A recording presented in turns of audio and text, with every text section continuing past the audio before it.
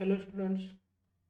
तो हम इस डबल इंटीग्रेशन में नेक्स्ट डबल इंटीग्रेशन का कंसेप्ट जो है, जैसे कि पहले दो लेक्चर में हमने जब एक्स और वाई की लिमिट कांस्टेंट है तो कैसे इंटीग्रेशन फाइंड आउट करना होता है वो देखा है। फिर वाई की लिमिट वेरिएबल है या एक्स की लिमिट वेरिएबल है, इसके रिलेटेड भी कंसेप्ट हमने देखा है। अब यहाँ इस एग्जाम्पल में, इस पार्ट में हम जब y के लिमिट वेरिएबल होते हैं तो किस तरह इंटीग्रेशन होता है, तो ये इंटीग्रेशन हम देखने वाले हैं डबल इंटीग्रेशन के कंसेप्ट में। तो कंसेप्ट आपके सामने दे रहे हैं, तो ये कंसेप्ट आपको अच्छी तरह देखना है। अब इस कंसेप्ट में जब आप z is function of X Y है, x की value f1 y2 f2 y है और y के जो लिमिट्स है, y की limit c to d constant है। तो ये जो डबल इंटीग्रेशन का इसी तरह कंसेप्ट है, इसमें आप यहाँ देख सकते हैं y is equal to C to Y is equal to D जो है, तो यहाँ y is equal to C की टर्म यहाँ आपके सामने दिख रही है to Y is equal to D, और x की लिमिट f1x, तो यहाँ x is equal to f1x vertical curve दिख रहा है, to x is equal to f2 Y जो है कर्व, ये इसी तरह कर्व ब्लू कलर में दिखाया है। अब इसके अंदर जो कर्व है येलो कलर का जो शेडेड पार्ट है, इसका हमें क्या करना है, डबल इंटीग्रेशन फाइंड आउट करना है। अब यहाँ x के लिमिट वेरिएबल है, तो x के लिमिट वेरिएबल है इसलिए हम क्या कर रहे हैं, ये जो ब्लैक कलर की स्ट्रिप दिख रही है आपको, तो ब्लैक कलर की स्ट्रिप जो है वो पैरेलल टू एक्स एक्सिस या हॉरिजॉन्टल ले रहे हैं हम। अब इस पार्ट में x के लिमिट जो है फंक्शन ऑफ y है, अदर वर्ड्स हम क्या कह सकते हैं, x के लिमिट जो है वो x के लिमिट वेरिएबल है। तो यहाँ हमें क्या करना पड़ेगा, strip parallel to X axis within the region of curve, ये करना पड़ेगा। अब ये सिचुएशन में हमें first integrate with respect to x ही करना पड़ेगा और इसके बाद integration with respect to y करना पड़ेगा। तो ये जो इंटीग्रल है, यही इंटीग्रल हम कैसे लिख सकते हैं, इस तरह लिख सकते हैं। अब इस इंटीग्रेशन में हमें पहले क्या करना पड़ेगा, integration with respect to X ही करना पड़ेगा, क्योंकि एक्स के जो लिमिट है वो एक्स के लिमिट क्या है, वेरिएबल है, और उसके बाद integration with respect to Y करना पड़ेगा। तो इसके रिलेटेड एग्जांपल देखते हैं ताकि आपका ये जो कंसेप्ट है, आपका कंसेप्ट इजीली डेवलप हो सकता है। तो ये जो कंसेप्ट है इसमें हम जो x के लिमिट है, x के लिमिट वेरिएबल लेने वाले हैं, लेकिन आपके सामने इस तरह का क्वेश्चन डायरेक्ट x के लिमिट वेरिएबल है ऐसा नहीं प्रोवाइड करते हैं आपको। तो ये एग्जांपल है इवेलुएट द इंटीग्रल। तो इस तरह के इंटीग्रल में आपको क्या करना है, वो जो कंसेप्ट है x की लिमिट वेरिएबल है या y की लिमिट वेरिएबल है, ये सब कुछ देखने के बाद आपको ये एग्जाम्पल सॉल्व करना है। तो सॉल्यूशन में हम क्या करते हैं, पहले जो इंटीग्रल है वो इंटीग्रल क्या करते हैं, सॉल्व करते हैं। तो इसके इंटीग्रेशन में क्या हो जाएगा, i इज इक्वल टू, ये पार्ट है, ये पार्ट का आपका आएगा।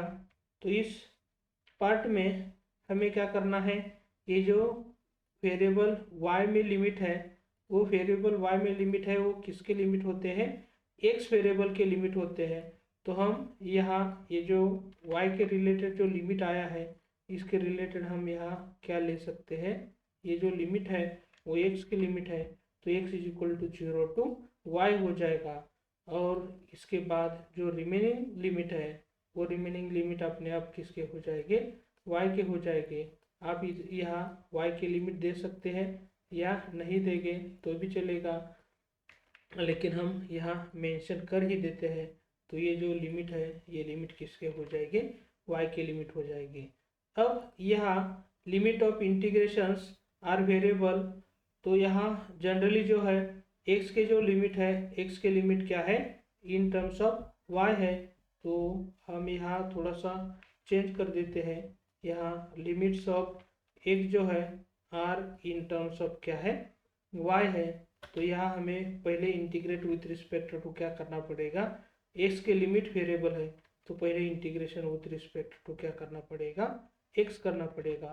तो ट्राई करते हैं first integrate with respect to X का। तो ये इंटीग्रेशन सॉल्व करने के लिए फिर ये जो गिवन इंटीग्रल है इक्वेशन 1 में वो पहले एज इट इज़ लेते हैं। अब इस इंटीग्रेशन में मुझे क्या करना है, ये जो इंटीग्रल है इस इंटीग्रल को पहले integration with respect to X करने के लिए ये जो y की टर्म है और dy की टर्म है वो क्या करते हैं, इस पार्ट से बाहर लेके जाते हैं। और यह आप देख सकते हैं ये जो पार्ट है इस पार्ट का मुझे पहले क्या करना पड़ेगा, इंटीग्रेशन लेना पड़ेगा। और इसका इंटीग्रेशन लेने के बाद ये जो integration with respect to y है वो इंटीग्रेशन हम फाइंड आउट करने वाले हैं।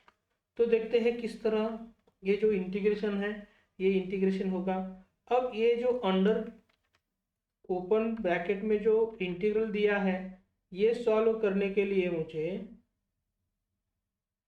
यह क्या करना है, एक्स ही वेरिएबल है और y कांस्टेंट है। तो यहाँ integration of 1/a² plus X square is equal to tan inverse x upon a into 1/a जैसा फॉर्मूला हुआ था उसी तरह इसका integration with respect to x निकालेंगे तो a के जगह यहाँ क्या होगा, y होगा। तो इसका इंटीग्रेशन हम ले रहे हैं तो इसके इंटीग्रेशन में क्या हो जाएगा, 1/ ये आने वाला है। तो ये 1/a इंटू क्या होने वाला है, tan इनवर्स ऑफ, तो ये इनवर्स का सिंबल है हम बाद में देंगे, पहले हमें क्या करना है tan inverse of x upon a तो ऐसी टर्म लिखनी है। तो यहाँ क्या होने वाला है, generally integration with respect to x है तो यह x वेरिएबल है तो x अपॉन a, लेकिन यहाँ a की जगह क्या है, y है तो ये tan इनवर्स ऑफ y/x हो जाएगा।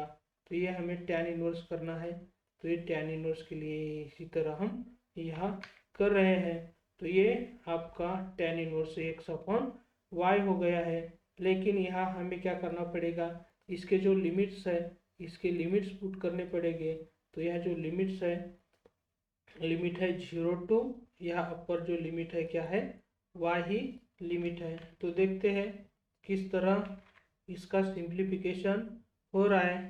तो इसके लिमिट पुट करने के बाद यहाँ हम लिमिट पुट करने की कोशिश करते हैं। इससे पहले हम क्या कर सकते हैं, यहाँ x में लिमिट पुट करना है तो ये जो 1/y की टर्म है 1/y की टर्म हम क्या कर सकते हैं, ये जो फंक्शन है इसके बाहर ले सकते हैं।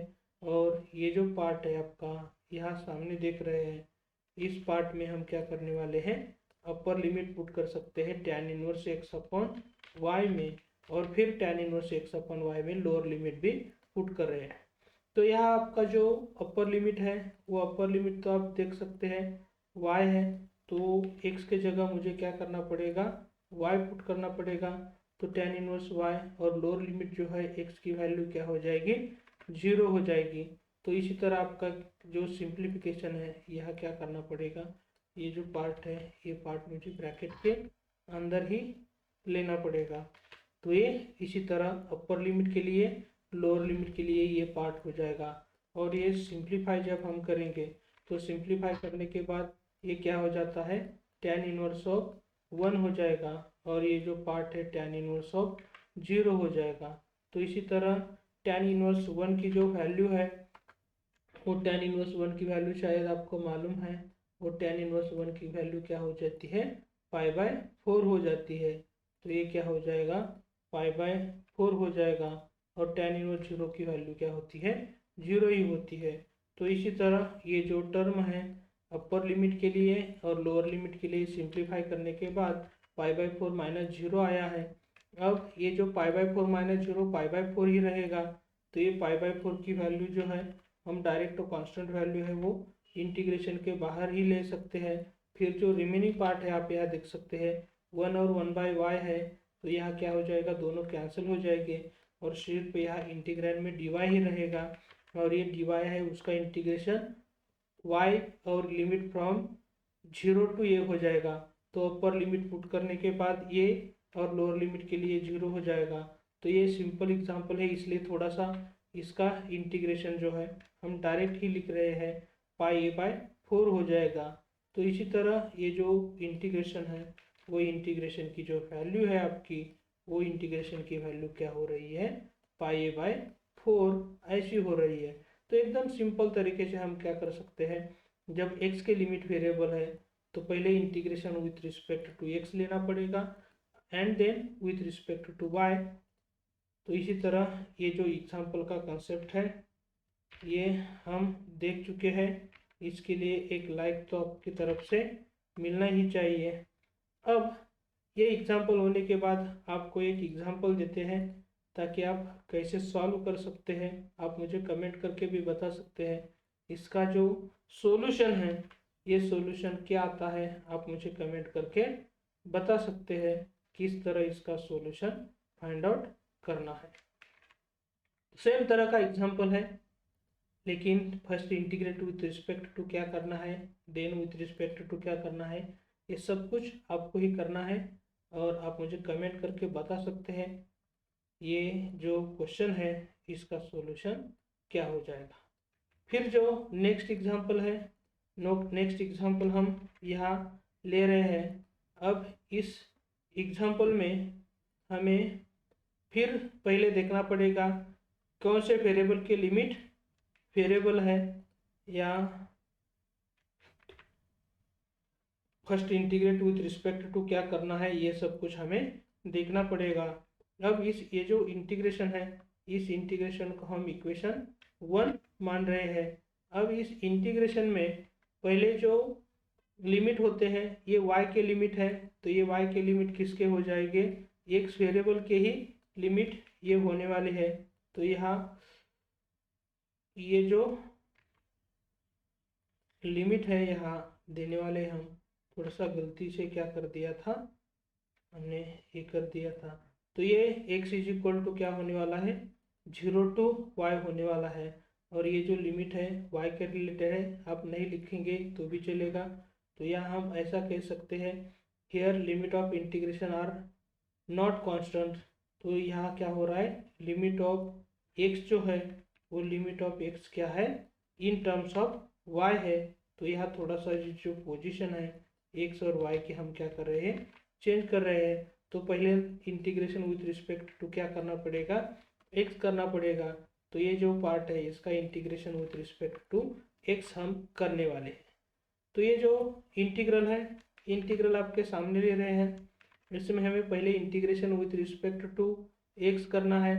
तो x करने के लिए पहले मुझे क्या करना पड़ेगा, y की जो टर्म्स है y की टर्म्स बाहर निकालनी पड़ेगी। लेकिन ये जो पार्ट है इसमें y की जो टर्म है, y की टर्म यहाँ भी है यहाँ भी है। तो यहाँ क्या कर सकते हैं, ये जो y की टर्म 4xy था, इसमें से y और यहाँ से y कॉमन लेंगे। तो यहाँ जो y² था, y² की जगह क्या होने वाला है, सिर्फ y ही रहेगा। तो ये y रहने के बाद जो y कॉमन निकालेंगे, तो इस तरह हम लिख सकते हैं। और ये पहले इंटीग्रेशन विथ रिस्पेक्ट टू हमें क्या करना है, x लेना है। तो हम यहाँ x के रिलेटेड टर्म यहाँ रखते हैं और जो y dy है उसे आउटसाइड में कर सकते हैं। अब इस y को हम बाहर नहीं ले सकते हैं, इसलिए y को यहाँ एज इट इज़ रखना है। लेकिन यहाँ y की टर्म जो है वो हमारे लिए क्या है, कांस्टेंट टर्म है। और कांस्टेंट का इंटीग्रेशन कैसे आता है ये तो आपको मालूम ही है। अब इसका इंटीग्रेशन लेना है, तो ये क्या हो जाएगा, x इंटू 4 इंटू एक्स का जो इंटीग्रेशन है, इस x का इंटीग्रेशन क्या हो जाएगा, x² हो जाएगा। तो इसका इंटीग्रेशन है आपके सामने तैयार कर रहे हैं। तो ये x² हो जाएगा और ये y इंटू 1 का जो इंटीग्रेशन है वो x हो जाएगा। तो इसी तरह ये जो पार्ट है, इस पार्ट का इंटीग्रेशन हम यहाँ लिख रहे हैं। अब ये इंटीग्रेशन का कंसेप्ट तो लिख ही रहे हैं, लेकिन इसमें क्या करना पड़ेगा, फिर मुझे ये जो लिमिट्स है वो लिमिट्स देने पड़ेंगे। और लिमिट्स क्या है, 0 to, यह अपर लिमिट जो है वो अपर लिमिट वेरिएबल y है, इसलिए हम यहाँ से ही उस टर्म को ले रहे हैं। तो इसी तरह आपका इंटीग्रेशन हो जाएगा। फिर थोड़ा सा फटाफट सिंप्लीफाई कर सकते हैं हम। अब इस सिंप्लीफिकेशन में क्या होने वाला है, ये जो एक्स स्क्वायर बाई 2 इंटू 4 है, तो ये जो सिंप्लीफिकेशन करने के बाद ये क्या रहेगा, 2x square minus x Y रहेगा। अब इसमें क्या करना है, यही पार्ट फिर 2x square minus x Y जो है ये अपर लिमिट के लिए ले सकते हैं हम। तो यहाँ हम ले रहे हैं 2x square minus x Y, लेकिन ये थोड़ा सा हमें क्या करना पड़ेगा, ये जो टर्म है ये टर्म ब्रैकेट में लेनी पड़ेगी, ताकि और माइनस करके फिर वही जो टर्म है उस टाइप की टर्म हम क्या कर रहे हैं, फिर ब्रैकेट में ले रहे हैं। क्योंकि अपर लिमिट के लिए मुझे x की जगह क्या पुट करना पड़ेगा, यहाँ y पुट करना पड़ेगा। तो यहाँ क्या हो रहा है, 2 इंटू एक्स स्क्वायर था, यह वाई स्क्वायर हो गया है, और यहाँ क्या हो जाएगा y इंटू वाई। अब यहाँ x की जगह क्या पुट करना है, 0 पुट करना है। तो यहाँ क्या हो जाएगा, जनरली 2 इंटू 0 स्क्वायर हो जाएगा, और यहाँ क्या होने वाला है 0 इंटू वाई। इसी तरह आपका जो सिंप्लीफिकेशन है, सिंप्लीफिकेशन एकदम करेक्ट होना चाहिए। अब यहाँ 2y स्क्वायर है, और यहाँ भी क्या हो जाएगा y into Y, Y square हो जाएगा। अब यहाँ देख सकते हैं टोटल जो लोअर लिमिट के लिए है वो पूरी तरह क्या होने वाला है, 0 ही होने वाला है।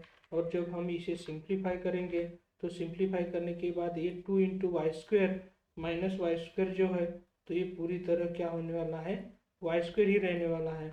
तो इसी तरह आप ये वाई स्क्वायर इंटू वाई हो जाएगा, लेकिन वाई स्क्वायर इंटू वाई जो होता है वो क्या होता है, वाई क्यूब हो जाएगा।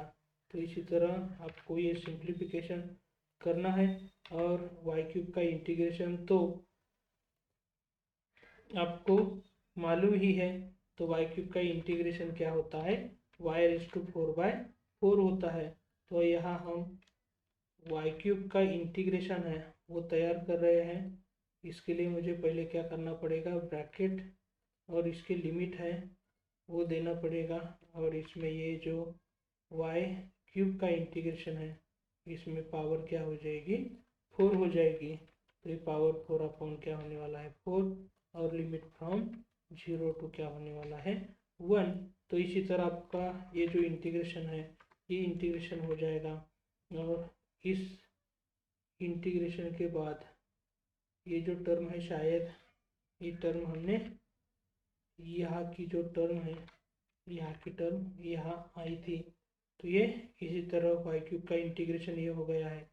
अब अपर लिमिट पुट करेंगे इसमें, तो ये क्या हो जाएगा, इस पार्ट में अपर लिमिट पुट करेंगे और यहाँ ही लोअर लिमिट पुट करेंगे। तो अपर लिमिट की वैल्यू है 1, लोअर लिमिट की वैल्यू है 0। तो ये क्या हो जाएगा, डायरेक्ट हम लिख सकते हैं ये जो सॉल्यूशन है, सॉरी लोअर लिमिट की वैल्यू क्या है, यहाँ 0 है। तो ये 0 लिखने के बाद लोअर लिमिट के रिलेटेड पार्ट 0 आएगा, यहाँ क्या आने वाला है 1 आने वाला है। तो इसी तरह आपका जो सॉल्यूशन है क्या होने वाला है 1/4।